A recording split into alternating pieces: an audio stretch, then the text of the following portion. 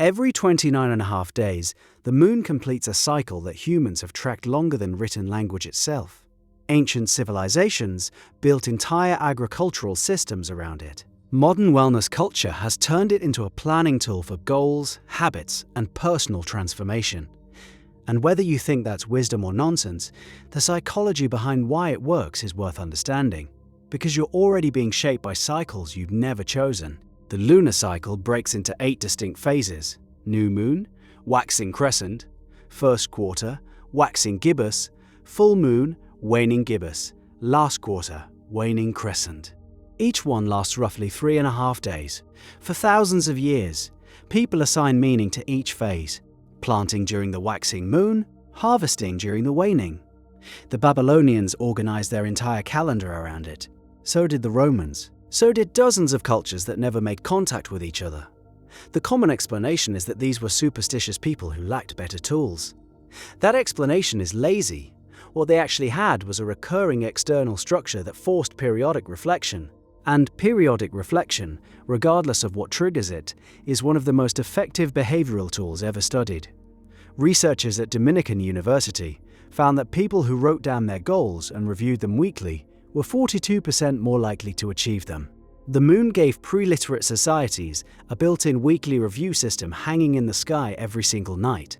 The new moon tradition of setting intentions maps directly onto something psychologists call implementation intentions. You pick a specific goal, attach it to a specific moment, and declare it before you begin. Studies by Peter Gollwitzer showed this simple act doubles or triples the likelihood of follow-through in some contexts. The ritual dressing around it, candles, journaling, quiet reflection, serves a function too. It creates what behavioral scientists call a bright line, a clear boundary between before I committed and after. The more distinct the moment feels, the harder it is for your brain to blur it into background noise. So the moon itself has no magical influence on your goal-setting ability. The cycle does something more useful. It gives you a rhythm. Most people set goals on January 1st and forget them by February. The annual cycle is too long. Others try daily habits and burn out within weeks because the cycle is too short and offers no breathing room. A monthly cycle hits a strange sweet spot, long enough to pursue something meaningful, short enough to course correct before momentum dies. And the moon provides that cycle without requiring an app, a coach, or a subscription. The full moon phase traditionally represents completion, culmination, a moment to assess what's come to fruition. Strip away the mysticism and you're left with a bi-weekly check-in. 2 weeks after setting an intention, you pause and ask, what's working? What grew? What wilted?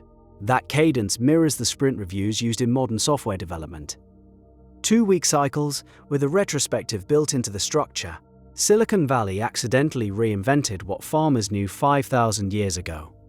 But the waning moon phases are where the system gets psychologically interesting. After the full moon, the cycle enters its release phase, waning gibbous, last quarter, waning crescent. In the intention-setting framework, this is when you're supposed to let go. Of habits that aren't serving you, of goals that turned out to be someone else's, of attachments to outcomes you can't control. Most productivity systems skip this entirely. They're all acceleration. More goals, more habits, more output. The Lunar framework builds subtraction directly into the cycle. There's research to back up why this matters. Psychologist Kathleen Vohs demonstrated that decision fatigue is cumulative. Every active goal you maintain costs cognitive resources, even when you're not working on it. Your brain is running background processes on every unresolved commitment. A regular practice of deliberately releasing goals, even temporarily, frees up capacity you didn't realize you were spending. The waning moon gives permission for a kind of productive surrender that hustle culture refuses to acknowledge. And this rhythm of expansion and contraction maps onto something deeper than productivity.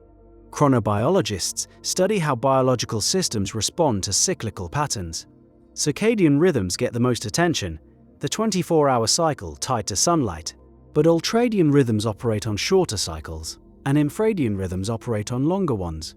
The menstrual cycle, at roughly 20 to 9 days, is the most obvious infradian rhythm in human biology. It matches the lunar cycle almost exactly.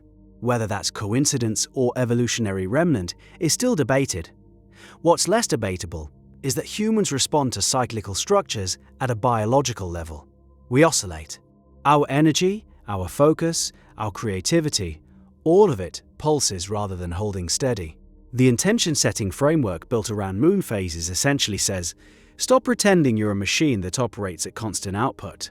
Work with your oscillation instead of against it. There's a specific practice that captures this well. During the new moon, you write down intentions. During the waxing phase, you take action. During the full moon, you celebrate or assess. During the waning phase, you release and rest. Then the cycle resets. Each phase lasts about a week. 4 phases, 4 distinct modes of operating. Compare that to how most people approach their goals: pedal to the metal until you crash, then feel guilty about crashing, then start over with the same strategy. Critics argue that assigning psychological significance to lunar phases is confirmation bias dressed in crystals. They have a point. The moon's gravitational pull affects ocean tides because oceans are massive bodies of water. Your brain is roughly 80% water, but the gravitational effect on something that size is negligible, less than the gravitational pull of your laptop sitting on your desk. There's no credible mechanism by which moonlight or lunar gravity directly alters cognition or emotion. That criticism is valid and completely beside the point. The value of the lunar cycle for intention setting has nothing to do with gravitational forces or mystical energy. It functions as an external pacemaker, the same way a metronome doesn't create music, but gives a musician a structure to play within. The moon doesn't create your intentions, it gives you a recurring prompt to form them, pursue them, evaluate them, and release them. And that prompt is visible, universal, and impossible to unsubscribe from. It's been showing up on schedule for 4.5 billion years. The journaling component deserves its own attention. Most lunar intention practices involve writing. Specifically, writing by hand during the new moon. Research from the University of Tokyo, published in 2021, found that handwriting activates brain regions associated with memory encoding more strongly than typing does. When you physically write an intention on paper during a quiet, ritualized moment, you're encoding it through multiple channels: motor memory, visual memory, and the episodic memory of the experience itself. The goal becomes stickier. You've given it more surface area in your brain. There's also the social dimension. Moon circles, groups that gather to set intentions together during the new moon, have grown from fringe spiritual practice to mainstream wellness events in cities worldwide. The group element adds accountability, which is among the strongest predictors of follow-through in behavioral research. Telling other people what you plan to do activates a mild form of social pressure that keeps the commitment alive between sessions. So what do you actually get if you start syncing your goal setting to the moon? You get a system with built-in phases for action and rest. You get bi-weekly reviews that most people would never schedule on their own. You get a physical ritual that strengthens memory encoding. You get a structure that survived longer than any productivity app will. And you get permission to stop, let go, and begin again, which might be the most underrated psychological tool in the entire framework. The moon doesn't care about your goals. It's a rock reflecting sunlight on a predictable schedule. But humans are pattern-matching creatures who thrive inside structures, especially structures we didn't have to create ourselves. The sunrise tells your body when to wake. The seasons tell farmers when to plant. The moon tells you something simpler: another cycle is starting. What will you do with this one? That question lands differently when it arrives on its own, every 29.5 days, without needing your calendar to remind you. The prompt is already in the sky.